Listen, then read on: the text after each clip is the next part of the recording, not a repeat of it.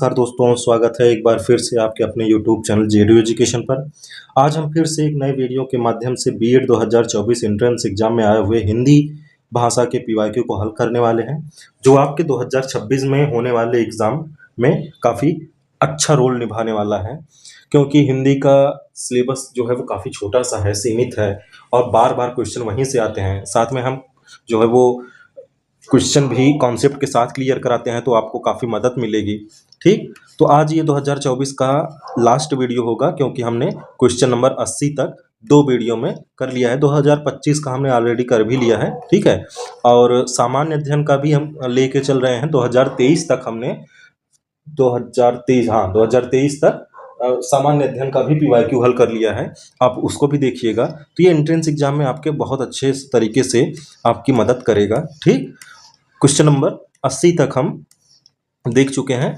अब चलते हैं हम आज से क्वेश्चन नंबर 81 की ओर। ठीक, हम 15-15 क्वेश्चन लेके चलते हैं, वो इसलिए क्योंकि जो वीडियो है ये काफ़ी लंबी हो जाती है। ठीक, और हाँ, इस वीडियो का जो पीडीएफ है वो आपको टेलीग्राम चैनल पर मिल जाएगा, जिससे आप इस पीडीएफ को भी डाउनलोड कर सकते हैं और स्वतः भी हल कर सकते हैं, पढ़ सकते हैं। ठीक, तो चलते हैं क्वेश्चन नंबर 81 की ओर।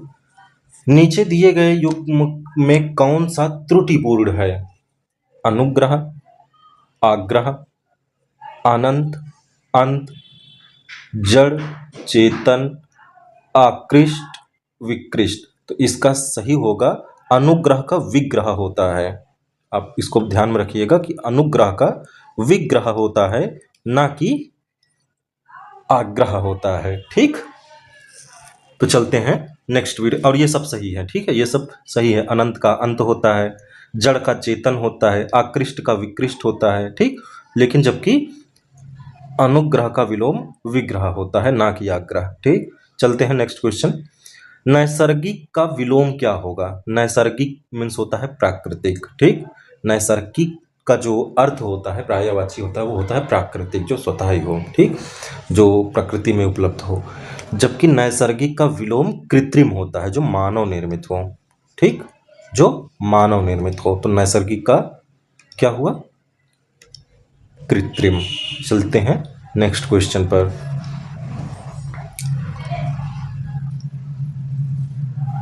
किस वाक्यांश के लिए प्रयुक्त शब्द सार्थक है? जब भी क्वेश्चन आए, जब भी आपको क्वेश्चन मिलता है, एग्जाम हॉल में आप बैठे हैं, क्योंकि उस समय प्रेशर बहुत हाई लेवल पर रहता है, तो उस प्रेशर को आपको हैंडल करना होता है। उसका सबसे आसान तरीका यही है कि जब भी क्वेश्चन मिले तो उसे आप 2 बार पढ़ें कम से कम। ठीक, इससे आपको काफ़ी मदद मिलती है। किस वाक्यांश के लिए प्रयुक्त शब्द सार्थक है? जो वाक्यांश दिया हुआ है उसके बाद जो एक शब्द दिए गए हैं, क्या वो सार्थक शब्द हैं उस वाक्यांश के लिए? यही क्वेश्चन पूछ रहा है। व्याकरण जानने वाला वीर प्रशु, हाँ, व्याकरण जानने वाला जो होता है वो सॉरी नहीं, वीर प्रशु उसे नहीं कहा, उसे वैयाकरण कहते हैं। ठीक, व्याकरण को जो जानता है उसे वैयाकरण कहते हैं। ठीक, और क्षण में नष्ट होने वाला उसे क्षणभंगुर कहते हैं, ना कि क्षतपूर्ति। ठीक, क्षतपूर्ति भी गलत है, वीर प्रशु भी गलत है। ठीक, जिसमें सबकी सम्मति हो, सर्वज्ञ नहीं, ये भी सर्वसम्मति होता है। सर्वज्ञ वो होता है जो सब कुछ जानता हो। ठीक, जो बिना वेतन के काम करता हो, अवैतनिक, ये सही है। तो वही पूछे हैं कि कौन सा प्रयुक्त सार्थक है? तो जो वेतन के बिना कार्य करता है वह होता है अवैतनिक। ठीक, इसलिए ऑप्शन नंबर डी सही है। तो वैयाकरण, क्षण में नष्ट होने वाला, क्षणभंगुर, जिसमें सबकी सम्मति हो, सर्वसम्मति। ठीक, चलते हैं नेक्स्ट क्वेश्चन पर।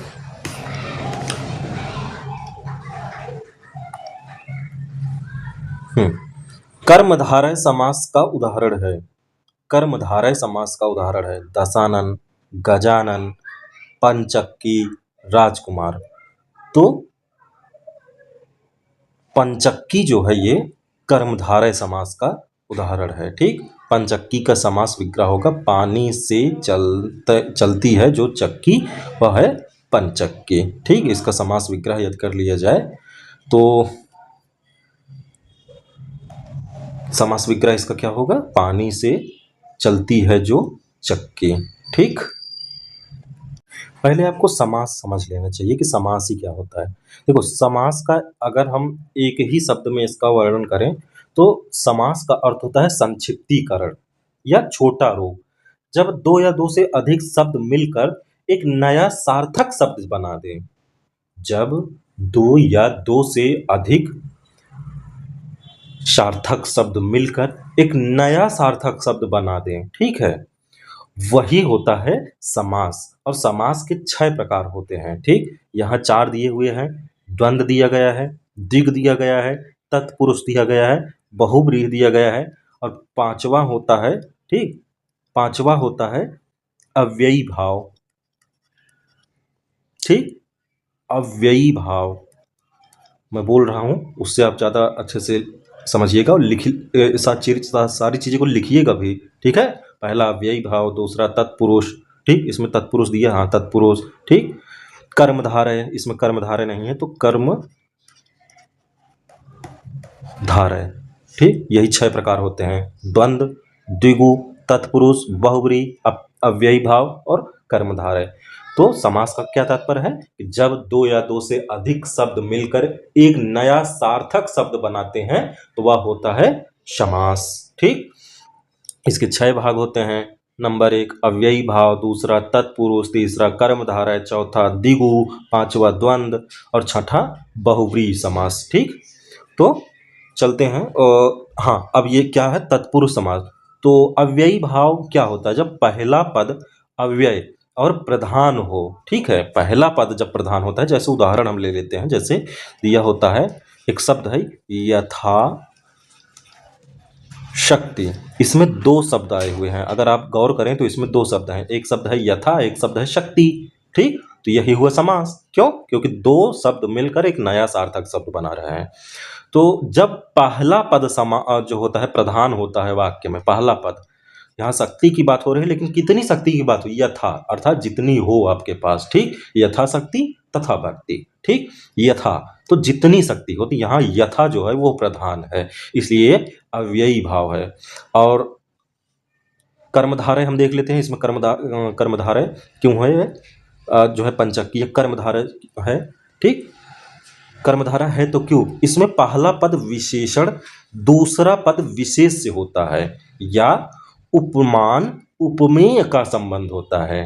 ठीक, ना समझ में आया होगा? फिर से एक बार सुन लीजिए कि इसमें पहला पद विशेषण, दूसरा पद विशेष्य होता है या उपमान उपमेय का संबंध होता है। जैसे उदाहरण से ज़्यादा अच्छा समझ में आएगा। जैसे उदाहरण के रूप में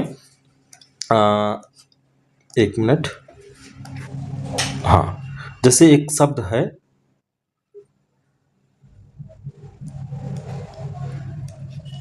चरण कमल। ये 2 शब्द है ना, देख रहे हो? समास को समझते रहिएगा उसी समय पे, जब भी कोई शब्द मिले। 2 शब्द हैं, एक चरण है, एक कमल है, लेकिन एक शब्द जब मिलकर चरण कमल बन जा रहा है तो यह समास हो जाता है। ठीक, तो चरण कमल में तो आप देख रहे हैं कमल के समान चरण, तो यहाँ उपमा दिया जा रहा है किसी चीज का, उपमेय उपमान है। ठीक, विशेषण दूसरा विशेष्य होता है, पहला विशेषण है। ठीक है, पहला विशेषण है, दूसरा विशेषण का ये उदाहरण तो नहीं होगा। विशेषण का दूसरा उदाहरण समझ लेते हैं, जैसे नील कमल। ठीक, तो नील यहाँ विशेषण है और कमल जो है यह विशेष्य है। विशेषण कौन होता है? जो वाक्य की विशेषता बतलाए। विशेष्य कौन होता है? वह जो संज्ञा अथवा सर्वनाम हो, अर्थात कोई नाम हो तो वही होता है वो विशेष्य होता है। तो यहाँ पर कमल जो है ये संज्ञा है और नील इसकी विशेषता बतला रहा है, तो यह क्या हो गया? नील कमल, जो उदाहरण हो जाएगा कर्मधारय समास का। कर्मधारय समास का क्यों? क्योंकि यह उपमा कर रहा है, यह विशेषण की बात है, अर्थात पहले विशेषण आ जा रहा है, बाद में विशेष्य आ रहा है। पंचक्की, पानी से चलने वाली चक्की। चक्की अपने आप में एक मूल शब्द है, वह चलती है डीजल से नहीं, पानी से। तो इसकी विशेषता क्या हो गई? पानी से चलना। विशेष से क्या है? मैंने फिर से बता रहा हूं मैं कि विशेष से वो होता है जो संज्ञा अथवा सर्वनाम हो। संज्ञा क्या होती है? किसी वस्तु, व्यक्ति, स्थान इत्यादि का नाम जो है वो संज्ञा है। और इन्हीं संज्ञा के स्थान पर जब कोई अल्टरनेट शब्द प्रयोग किया जाए, जैसे राम आम खाता है, राम के स्थान पर बोल दिया जाए वो आम खाता है, तो वो क्या हो गया? वो हो जाएगा सर्वनाम। प्रयागराज एक सुंदर शहर है, लेकिन अगर कह दिया जाए वो एक सुंदर शहर है, तो ये क्या हो जाएगा? सर्वनाम हो जाएगा। ठीक। तो पंचक्की, पानी से चलने वाला, तो यह क्या हो गया? विशेषण हो गया। और यह विशेष कहने का मतलब जब विशेष से बाद में और विशेषण पहले आ जाए तो कर्मधारय समास होता है। क्लियर? जरूर क्लियर हुआ होगा। चलते हैं नेक्स्ट क्वेश्चन पर। कतर ब्योत शब्द देख रहे हैं आप? कतर ब्योत में कौन सा समास है? द्वंद्व समास, द्विगु समास, तत्पुरुष समास, बहुव्रीहि समास। अभी हमने समास आपको समझाया क्या होता है, और हमने कर्मधारय बताया। अब इसमें देख लेते हैं हम अव्ययी भाव भी हमने आपको बताया। अव्ययी भाव जैसे उदाहरण दिए, यथाशक्ति जब पहला पद प्रधान हो तो वह होता है अव्ययी भाव। द्वंद्व यहाँ दिया गया है, सही ऑप्शन द्वंद्व है इसका। ठीक, हम द्वंद्व को एक बार समझ लेते हैं। द्वंद्व समास जो है वो कौन सा होता है? दोनों पद बराबर हों। द्वंद्व से तात्पर्य है दोनों पद जब समान हो, दोनों की सेम विशेषता हो, दोनों अपने आप में पूर्ण हो, प्रधान हो, दोनों का अपना महत्व हो, तो वही होता है द्वंद्व समास। द्विगु समास में पहला पद संख्यावाचक हो, पहला पद संख्यावाचक हो, जैसे चौराहा, जैसे चौराहा। बहुव्रीहि में क्या होता है? कोई पद प्रधान नहीं होता, बल्कि तीसरा पद प्रधान हो जाए, कोई तीसरा पद प्रधान हो जाए। जैसे उदाहरण अगर हम देखें तो लंबोदर, लंबा है उदर जिसका, यहां कोई भी पद प्रधान नहीं है, यहां कोई तीसरा व्यक्ति ही प्रधान हो रहा है, श्री गणेश प्रधान हो रहे हैं। यहां पर लंबा है उदर जिसका अर्थात गणेश, यहां गणेश की प्रधानता बतलाई जा रही है। तत्पुरुष, तत्पुरुष समास कौन सा होता है? जब दूसरा पद प्रधान हो, जब दूसरा पद प्रधान हो। उदाहरण के रूप में, जैसे उदाहरण से समझें, गगनचुंबी, गगन चुंबी, यहां दूसरा पद प्रधान है। गगन तो संज्ञा हो गई, लेकिन उसकी प्रधानता कौन बतला रहा है? वह चुंबी है, गगन चुंबी है, ऊंचाई, ऊंचाई को दर्शा रहा है। तो यह कौन है? यह दूसरा पद यहां प्रधान है, इसीलिए कौन सा पद हो जाता है? ये कौन सा समास हो जाता है? तत्पुरुष समास हो जाता है। ये दूसरा पद प्रधान हो, पहला होने पर अव्ययी भाव, दूसरा होने पर तत्पुरुष। चलते हैं नेक्स्ट क्वेश्चन। क्वेश्चन नंबर, कौन सा क्वेश्चन नंबर है? 86।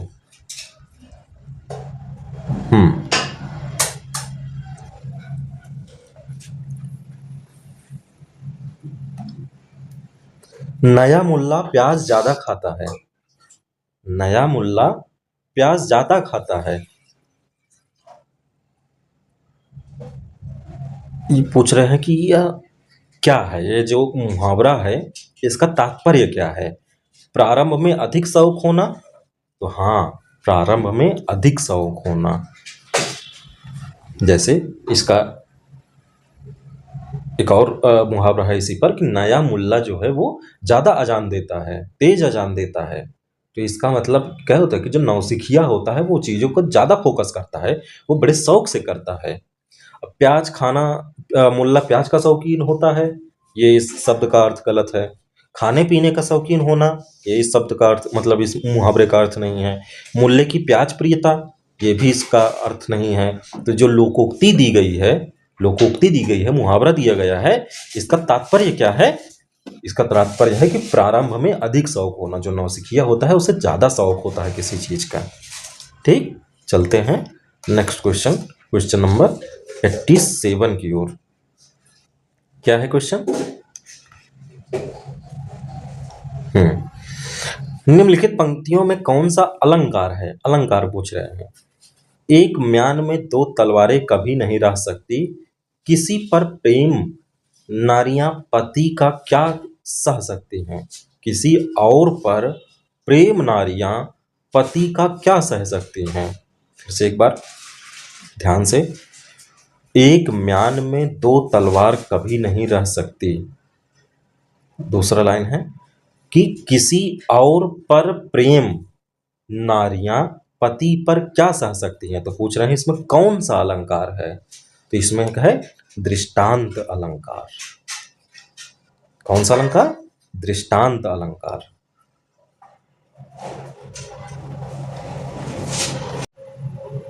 तो अलंकार क्या होता है पहले यही समझ लीजिए।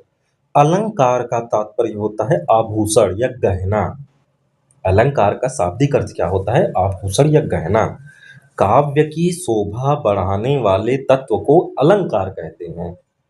काव्य की शोभा बढ़ाने वाले तत्व को अलंकार कहते हैं। जैसे आभूषण नारी का सौंदर्य होता है, वैसे ही अलंकार कविता या भाषा का आकर्षक और प्रभावशाली बनाते हैं।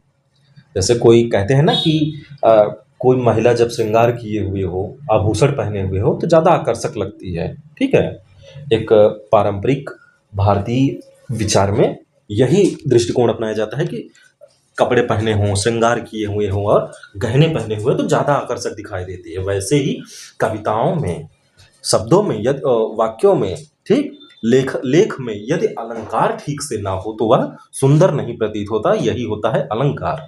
काव्यों की शोभा बढ़ाने वाले तत्वों को अलंकार कहते हैं। अलंकार के मुख्य रूप से दो अलग होते हैं रूप। ठीक, एक होता है शब्दालंकार, एक होता है अर्थालंकार। शब्दालंकार क्या होता है? शब्दालंकार होता है जो शब्द के रूप में अलंकृत किया गया हो। शब्द के रूप में, शब्द से ही, जैसे कोई वाक्य लिखा गया हो, उसमें शब्द से ही कुछ दिया गया हो, अलंकृत किया गया हो। शब्द ही कुछ ऐसे लिखे गए हो कि वो अलंकृत हो जाता हो पूरी कविता।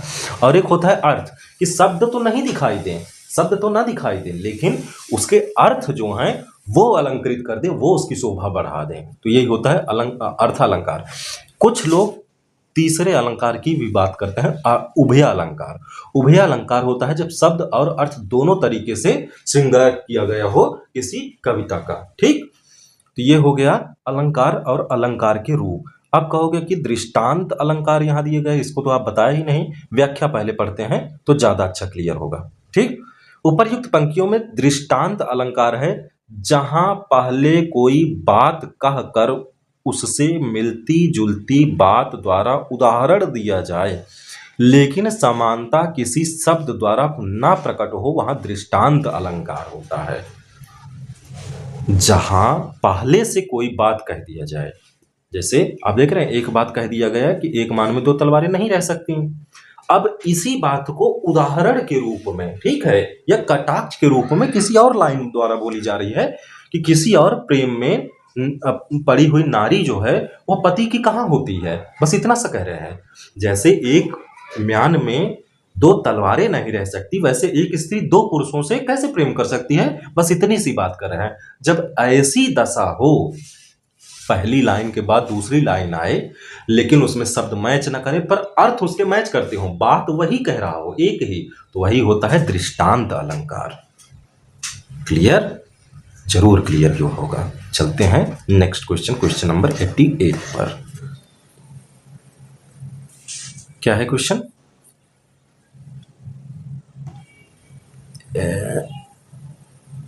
हाँ, पानी परात को हाथ छुयो, नहीं नैनन के जल सो पग धोयो। इसमें कौन सा अलंकार है?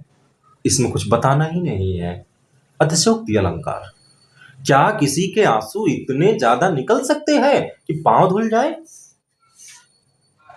ये कहानी कब की है? जब सुदामा जी अपनी गरीबी से एकदम त्रस्त थे और उनकी पत्नी ने उन्हें श्री कृष्ण के पास भेजा कि ठीक है, आप भिक्षा मांगने ना जाइए, आप मदद मांगने एक मित्र के रूप में आप चले जाइए। तो कृष्ण वहां अपने मित्र को पाकर इतना रोते हैं कि पानी का जो परात उनके धुलने के लिए लाया गया था, उनका पैर धुलने के लिए परात में पानी लाया गया था उसे उन्होंने छुआ ही नहीं।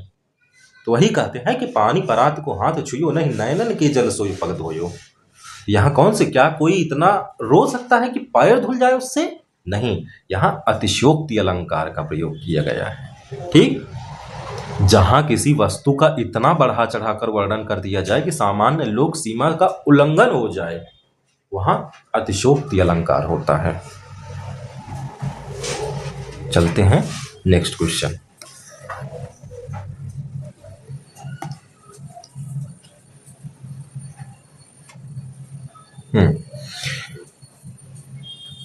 यह मुंह और मसूर की दाल, यह मुंह और मसूर की दाल लोकोक्ति का अर्थ क्या होगा? फिर से एक मुहावरा दिया गया है और पूछ रहे हैं इस मुहावरे का अर्थ क्या होगा।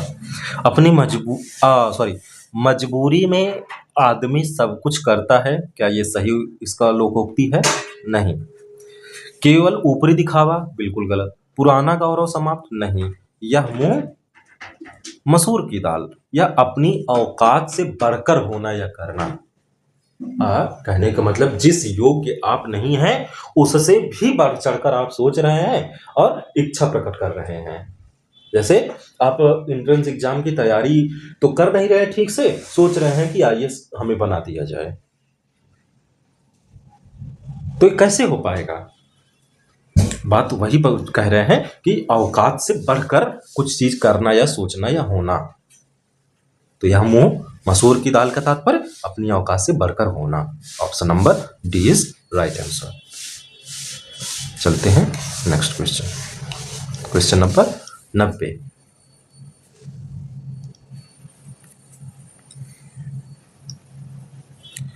आधुनिक युग की मीरा मानी जाती हैं। आधुनिक युग की मीरा महादेवी वर्मा जी को माना जाता है। इसमें कुछ पढ़ने की जरूरत ही नहीं है, आप लोग, ये फैक्ट है, बस ध्यान में रखिएगा। हाँ, इनकी कुछ किताबें हैं जिन्हें आप ध्यान में रखिए। इनकी कुछ रचनाएं हैं, जैसे निहार, दीपशिखा, रश्मि, नीरजा, सांध्य गीत, यामा। फिर से निहार, दीप्तशिखा, रश्मि, नीरजा, सांध्य गीत, यामा, ये सब इनकी प्रमुख रचनाएं हैं, फेमस कृतियां हैं। ठीक है, यामा के लिए इन्हें 1982 में ज्ञानपीठ पुरस्कार से सम्मानित किया गया था। ठीक, और हाँ, यहाँ पर थोड़ा सा एक चीज और देख लीजिए कि सुभद्रा कुमारी चौहान वीर रस की एकमात्र कवित्री हैं। ठीक, ये काफी अच्छी जानकारी है, तो ये भी आप ध्यान रखिएगा कि वीर रस की एकमात्र कवित्री सुभद्रा कुमारी चौहान जी हैं। ठीक, चलते हैं क्वेश्चन नंबर 91। कानन कुसुम, क्या है? कानन कुसुम के कवि कौन है? कानन कुसुम की जो रचना है यह किसने की है? बस इतना सा क्वेश्चन है। ये एक फेमस रचना है श्री जयशंकर प्रसाद जी की। ठीक है, यह श्री जयशंकर प्रसाद जी की रचना है कानन कुसुम। ठीक, फैक्ट है, इसमें क्या ही बताना, तो देख लेते हैं एक बार, एक्सप्लेनेशन भी देख लेते हैं।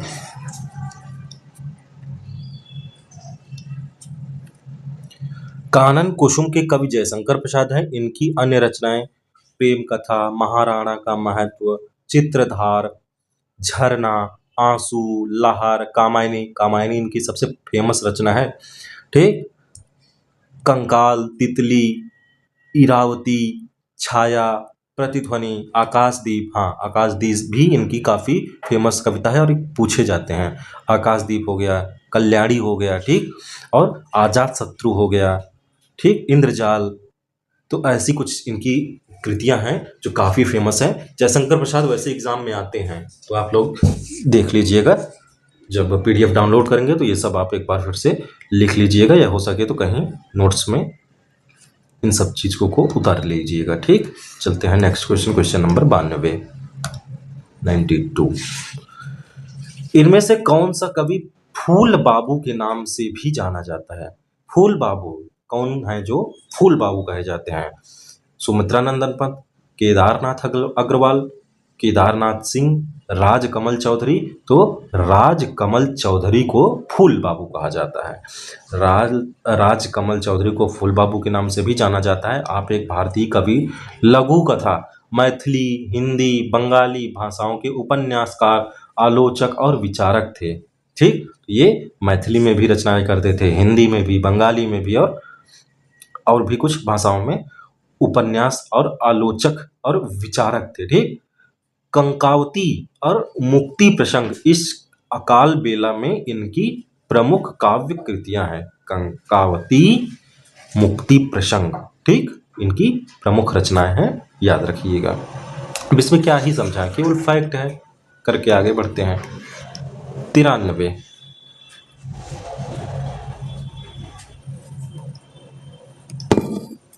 धर्मवीर भारती का नाटक, जिसमें महाभारत के कथानक को आधुनिक युग के अनुकूल प्रस्तुत किया गया है। धर्मवीर भारती एक लेखक हैं, आप सब जानते हैं इनको। इनका एक नाटक है, ठीक है, वही पूछ रहे हैं वो कौन सा नाटक है जिसमें महाभारत के कथानक को आधुनिक युग के अनुकूल प्रस्तुत किया गया है। तो जो महाभारत की कथा है उसे आधुनिक भारत के अनुकूल प्रस्तुत किया हुआ है, वह कौन सी इनकी रचना है, कौन सा नाटक है? तो इसका सही आंसर क्या है? आंसर है अंधाधुंध, ऑप्शन नंबर डी। ठीक, धर्मवीर भारती का काव्य नाटक अंधाधुंध, अंधा युग, अच्छा मैंने इसको अंधाधुंध पढ़ दिया था क्या शायद, हाँ, तो ऑप्शन डी अंधा युग। ठीक है, समझिएगा, बस लिखा है, आप भी पढ़ सकते हैं, गलती हो जाती है। तो धर्मवीर भारती का काव्य नाटक अंधा युग भारतीय रंगमंच का एक महत्वपूर्ण नाटक है। महाभारत युद्ध के अंतिम दिन पर आधारित यह नाटक 4 दशक से भारत की प्रत्येक भाषा में मंचित हो रहा है। इस कथानक की समकालीनता नाटक के नवीन व्याख्या और अर्थ प्रदान करती है। कहने का मतलब ये जो नाटक है इनका अंधा युग, इसे आधुनिक समाज में भी काफी प्रासंगिक माना जा रहा है। ठीक है, वो आधुनिक समाज के लिए काफी प्रासंगिक है, वही उनका नाटक है अंधा युग। ये कुछ और नहीं, बस महाभारत की ही जो कृति है, कथा है, उसे ही लिखे हुए हैं दोबारा से आधुनिक युग के परिप्रेक्ष्य में। ठीक, चलते हैं नेक्स्ट क्वेश्चन, क्वेश्चन नंबर 94 की ओर।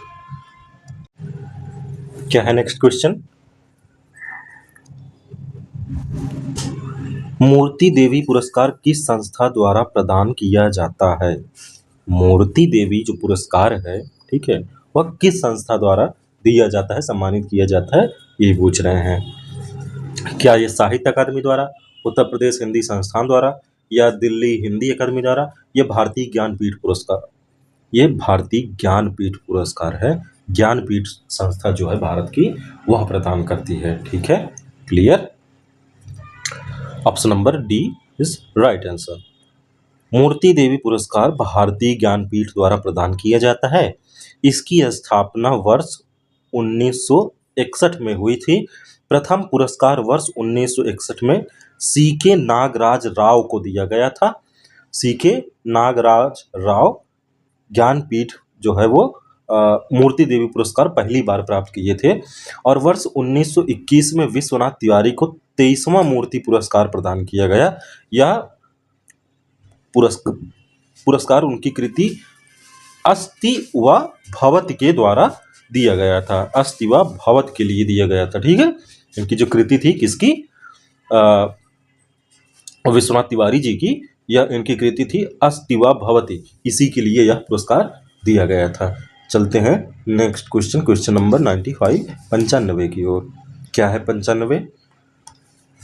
क्वेश्चन है, अज्ञेय जी को किस कृति पर ज्ञानपीठ पुरस्कार मिला है? जो अज्ञेय जी थे, इन्हें किस कृति पर दिया गया था इनको ज्ञानपीठ पुरस्कार? यही पूछा जा रहा है यहाँ पे। भग्नदूत, इत्यल्लम, हरी घास पर क्षण भर, और लास्ट ऑप्शन अर्थात ऑप्शन नंबर डी कितनी नावों में कितनी बार। कितनी, शायद ये कितनी ही है, शायद ये कितनी ही है, क्योंकि यहाँ पर शायद प्रिंटिंग में कुछ प्रॉब्लम हो गई। तो आगे क्या दिया हुआ है? हाँ, यहाँ देखो ना, ये कितनी ही है, कितनी नावों पर कितनी बार। ठीक, यह इनकी कृति जो है अज्ञे जी की, इसी पर इनको ज्ञानपीठ पुरस्कार दिया गया था। सच्चिदानंद हीरानंद वात्सायन अज्ञे, इनका पूरा नाम है, क्या है पूरा नाम? सच्चिदानंद हीरानंद वात्सायन अज्ञे को उनकी कृति कितनी नावों पर कितनी बार के लिए सन 1978 में ज्ञानपीठ पुरस्कार प्रदान किया गया था। इनके द्वारा रचित अन्य महत्वपूर्ण कृतियां इत्यल्लम, हरी घास पर क्षण भर, बावरा, अहेरी, इंद्रधनुष रौदे हुए, ठीक है, इंद्रधनुष रौदे हुए, ये पूरा है, इंद्रधनुष रौदे हुए, ये आंगन के पास द्वार, नदी के द्वीप, एक बूंद साहसों उछली, ठीक, ये कुछ इनकी प्रमुख कृतियां हैं, इसे आप पढ़ लीजिएगा। तो वैसे ये फैक्ट है, इसमें क्या है अब आपको समझाना, समझ लीजिएगा, पढ़ लीजिएगा डाउनलोड करके PDF।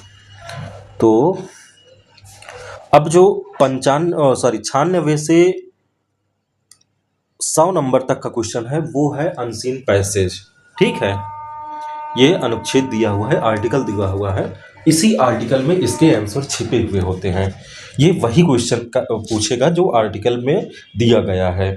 इसको हल करने, इसमें समझाने जैसा कुछ है नहीं, तो इसमें मैं क्या ही समझाऊंगा आपको, ठीक है। तो इसको हल करने का जो तरीका होता है, मैं पहले भी वीडियो में बता चुका हूँ, आज भी बता दे रहा हूँ कि इसको 2 बार पढ़िए आप। इसका हल करने का सबसे बेहतरीन तरीका यही है, जैसे ही आप इसे 2 बार शांत चित्त मन से पढ़ेंगे, यह आपको समझ में आ जाएगा पूरा आर्टिकल, ठीक है। उसके बाद जैसे ही आप इसके क्वेश्चन को पढ़ेंगे, तुरंत आपको इसके आंसर मिल जाएगा, ठीक है। जैसे चलो एक क्वेश्चन हम हल कर लेते हैं, ठीक है। कैसे मित्र विष से भरे घट के समान ताजत्य हो हैं, त्याज्य हैं, सॉरी, कैसे मित्र विष के भरे घट के समान त्याज्य हैं, ठीक है। तो अब यह दिया हुआ है, आपने जब पढ़ लिया, ठीक है, आपने इसके पहले यह पढ़ लिया। अब ये देखें कि कैसे मित्र विष के भरे, यह एक शब्द आपने पकड़ लिया, बस इतना सा पकड़ा। इस आर्टिकल में ढूंढिए,